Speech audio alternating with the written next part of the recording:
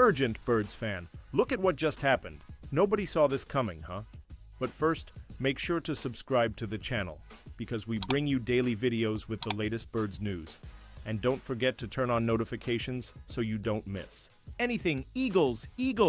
Report. Eagles decline fifth-year option for trade candidate. During NFL draft, the Philadelphia Eagles will decline the fifth-year option for wide receiver Jahan Dotson, which could signal a trade this weekend.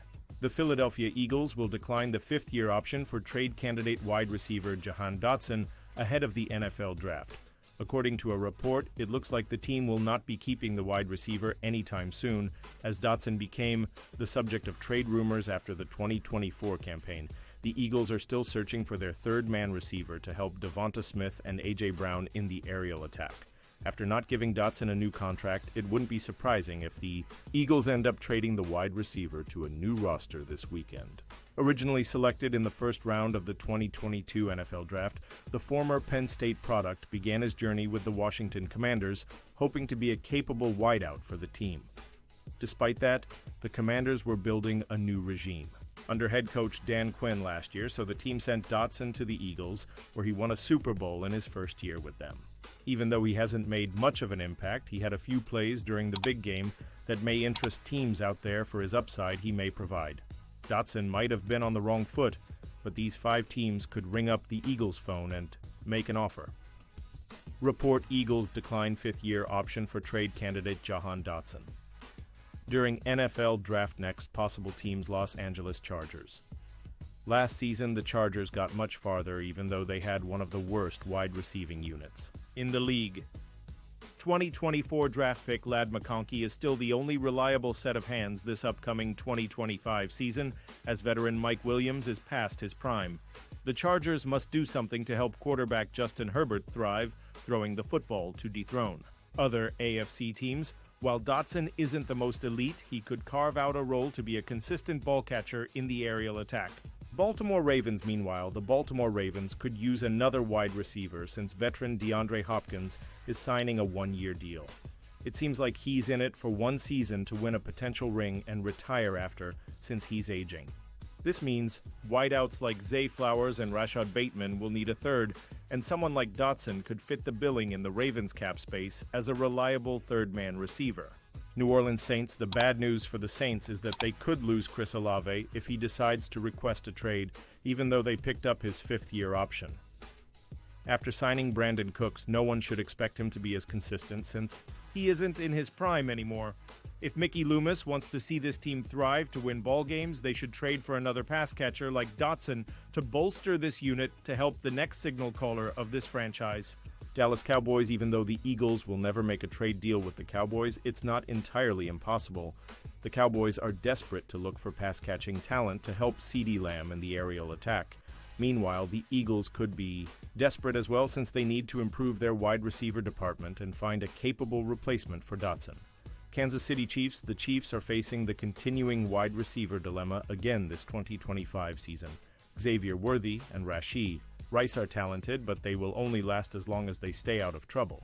Marquise Brown is returning to save this team, but just like Hopkins, only a short-term ring is what he's looking for, not a long-term investment to stay with the roster. Pausing this news, just to say that if you want YouTube to keep recommending the latest Eagles Nation news to you, it's very important that you leave a like on this video. Thanks. Now let's get back to the news. Eagles reportedly involved in trade talks for 7-time Pro Bowler. The Philadelphia Eagles are coming off one of the best seasons in franchise history, going 143, finishing in first place in the NFC East, and defeating the Kansas City Chiefs 40-22 in Super Bowl LIX. One of the biggest contributors to their success was the defense, which ended the season ranked second in points per game, allowed 17, 8 and first in total yards per game, allowed 278. However, they lost a few key contributors in the secondary, including trading safety C.J. Gardner-Johnson to the Houston Texans and cutting cornerback Darius Slay, who eventually signed a one-year, $10 million deal with the Pittsburgh Steelers. It's not as though the Eagles are willing to sit tight and not make some improvement, though, with Armando Salguero of Outkick reporting that they are one of several teams to call about Miami Dolphins cornerback Jalen Ramsey. Of course, throughout his 9-year career in the NFL, Ramsey has proven to be an elite player, being named to 7 Pro Bowls and earning first-team All-Pro 3 times. In 2024, he proved to still be a very reliable option in pass coverage, starting in all 17 of the Dolphins games, allowing 44 receptions, 462 yards, 3 touchdowns, and an 83.2 passer rating in 71 targets. For the Eagles, he could come in and immediately replace Slay, who put up almost identical numbers, being targeted 75 times, while allowing 41 receptions, 456 yards, 2 touchdowns, and an 81.9 passer rating, however. Not only would the Eagles need to be willing to give up capital to acquire Ramsey, they would also need to be comfortable taking over his 3-year, $72.3 million extension, which doesn't start until 2026 and runs through 2028. NFL Draft 2025 Ray. Dittinger's 5 sleeper picks for the Eagles. Keep an eye on these names.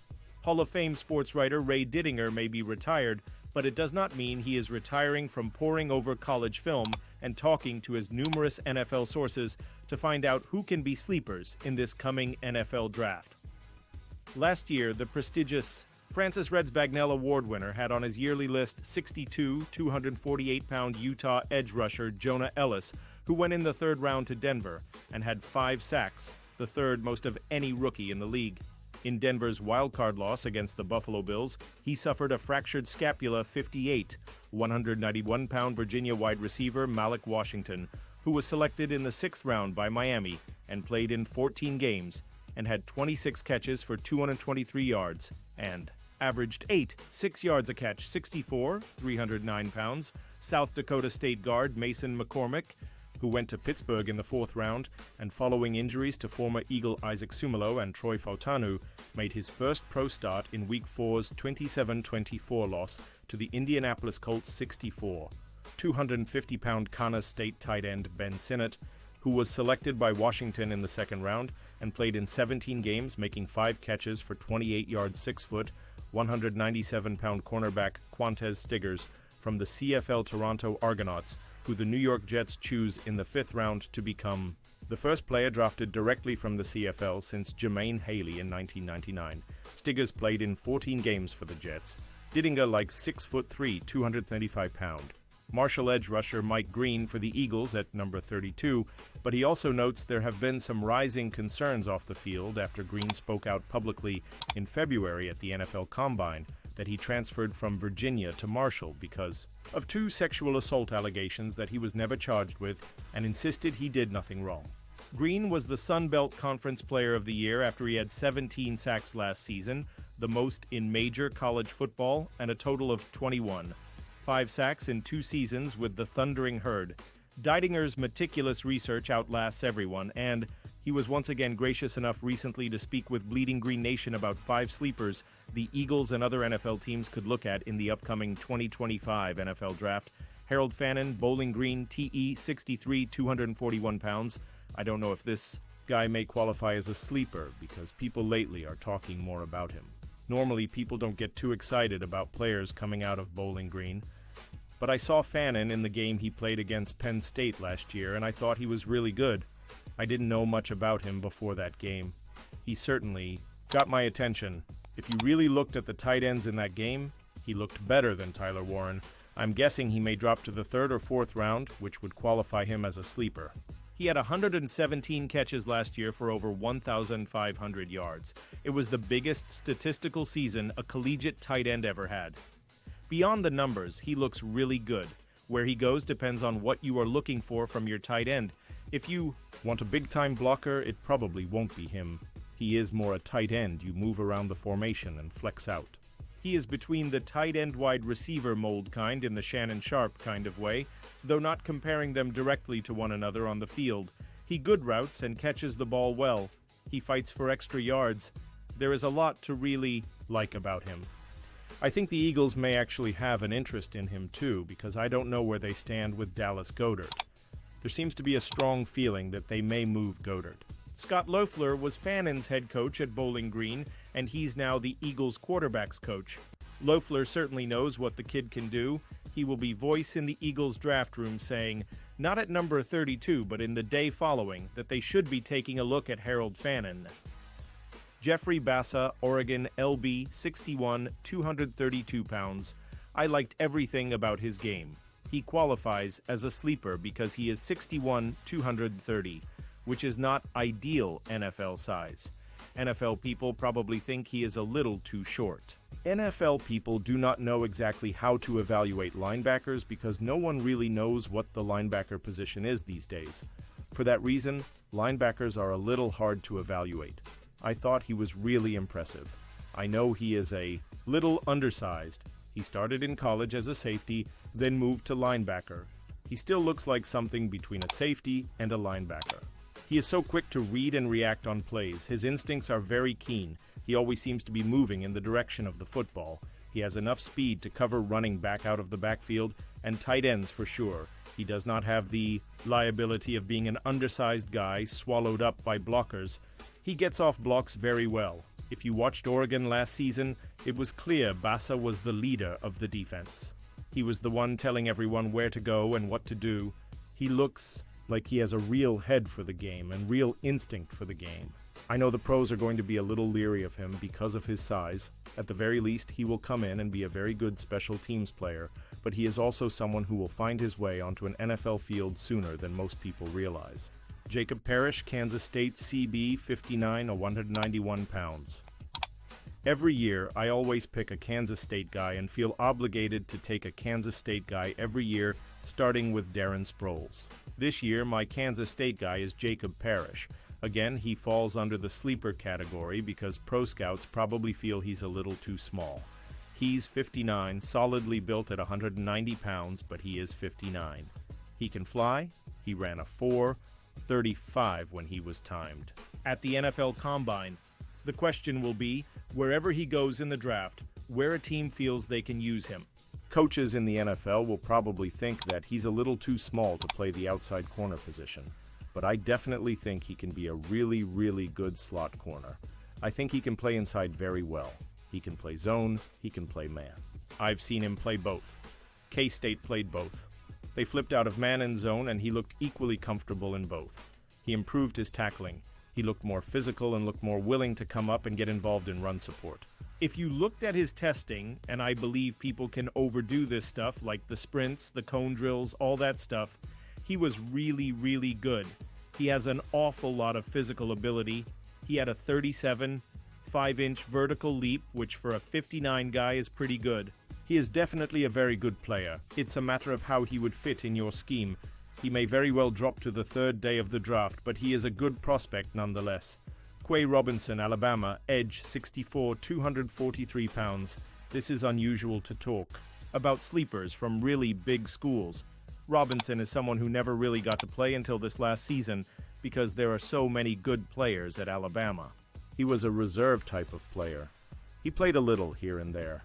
Last year was supposed to be his opportunity to really play a lot, and he got hurt. He only got in 9 games before he injured his arm and missed the rest of the season. There is not a whole lot to go on from his college career, except if you look at the actual games he played in, he has an awful lot going for him. He looks like a natural edge rusher. It would be a mistake to try and play him at linebacker. He's too small to play inside. He has the frame and skills to be an edge rusher. He is explosive off the ball and very aggressive at the point of attack. I would agree he might have to get a little bigger and stronger. I know 9 games is a very small sampling, but if you look at his pressure rate per snap, the actual times he was around the quarterback, it's at a high rate. When he was on the field, you knew he was on the field. Because there is not a lot of tape to go on. No one will be rushing to draft him. He will probably be a day 3 pick. But if he gets to a pro team, and he will get an opportunity to show what he can really do, and I think he will show he's going to be a pretty good player. Dan Jackson, Georgia, S61, 195 pounds. Again, it is unusual to talk about sleepers from really big schools, but Jackson was overshadowed because Malachi Starks was so good. Jackson didn't even get invited to the NFL Combine, which for a Georgia starting defensive back is unusual. That tells me a lot of the pro people are taking this kid for granted and maybe overlooking him. When I saw him play, I was very impressed by what he did on the field. It's why I was a little more surprised that he did not get invited to the Combine. When Georgia had a pro day and he got a chance to test and try out, he was really good. A lot of pro people came away impressed. That got him back on the radar. He will not be drafted until day 3. He ran a 4.46, which is a good time for a safety. He has always been an overachiever. He was a walk-on at Georgia, which at Georgia is not easy to do, considering the blue-chip kids that they get every year. He has no problem coming up and playing the run. One of the things that really attracted me to him is he plays from sideline to sideline. He is not a half-field safety. The other thing I really like is that he always plays hard, no matter the score and or where in the game.